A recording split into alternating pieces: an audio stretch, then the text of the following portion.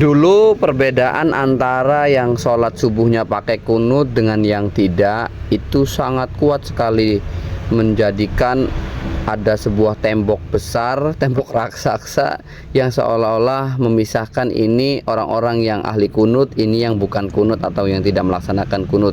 Perbedaan hanya sebatas kunut dan tidak kunut itu merupakan perbedaan seperti perbedaan yang fundamental, padahal itu hanya furu'iyah saja teman-teman ya. Bagi yang kunut subuh atau yang subuh dengan kunut, apakah mereka melakukannya tanpa ada dasar? Tentu tidak teman-teman.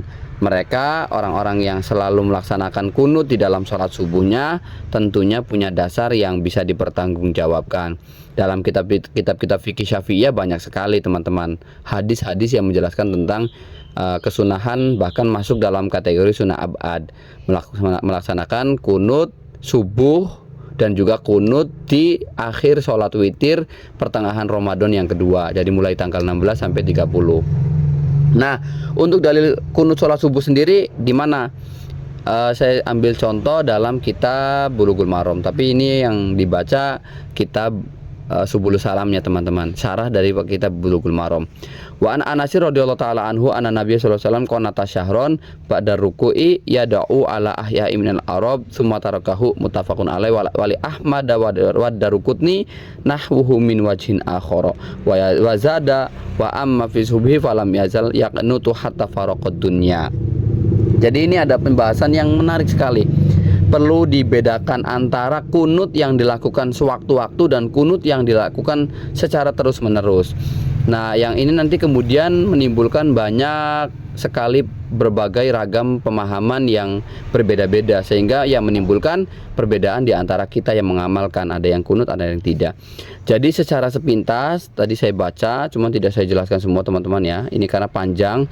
Kunut yang dilakukan oleh Rasulullah yang hanya 1 bulan itu adalah kunut nazilah, di mana ada peristiwa besar yang menimpa kaum muslimin. Peristiwa besarnya apa?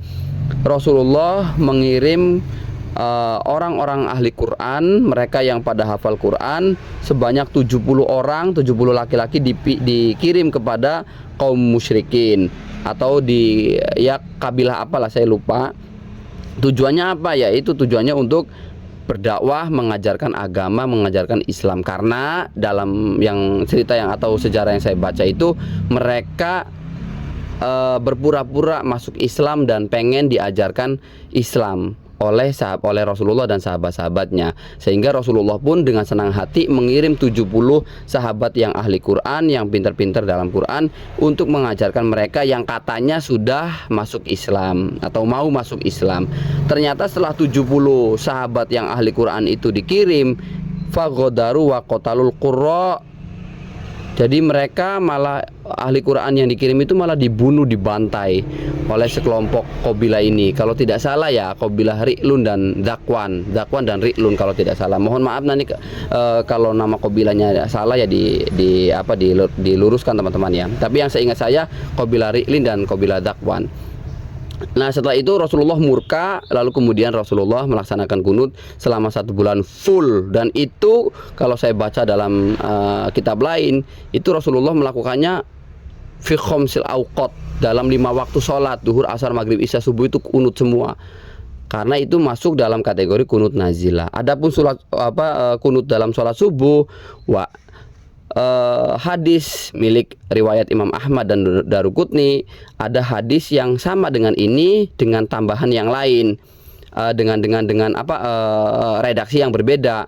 Dan di situ Anas menambahkan wa amma fi subhi, adapun kunut di dalam sholat subuh, falam yazal yaqnutu hatta faraqad dunya. Kalau sholat subuh itu bukan kunut nazilah, tapi Rasulullah selalu melaksanakan, walaupun hukumnya sunnah ya, tapi Rasulullah terus melakukan kunut di saat sholat subuh itu hingga beliau wafat, hingga beliau meninggalkan dunia ini. Artinya apa?